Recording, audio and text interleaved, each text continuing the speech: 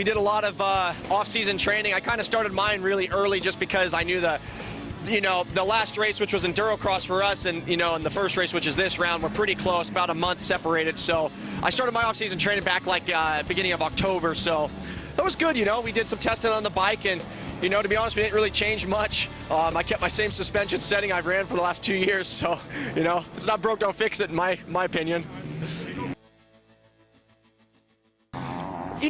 That's a tough one. I would probably say I really like EnduroCross, a little bit more, just because it's got like all the elements that I really like, rocks, logs, all the challenging. You got to have a lot of bike skill to ride the stuff. Out here, I'm not going to say you don't need bike skill, but you don't need as much bike skill. You just need to be fast, a good motocrosser. So for me, that would be my opinion. But it's kind of cool though, because it's kind of like Supercross and motocross.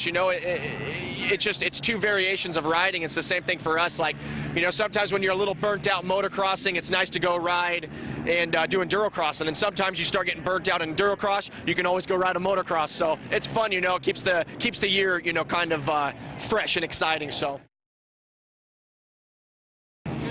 It's two different types of racing. I mean, in EnduroCross, hands down, I wouldn't ride anything but a 250F. In WORCS racing, for, the pro races, I mean, I wouldn't ride anything but the 450. So, I mean, they're both really good bikes that excel in that domain, The 250 obviously favors the 450 in EnduroCross because it's lighter and a little more nimble and easier to throw around and manhandle versus WORCS, you got the power and, all of that, which you definitely need on these faster tracks. So, I mean, so that obviously would beat the 250F out.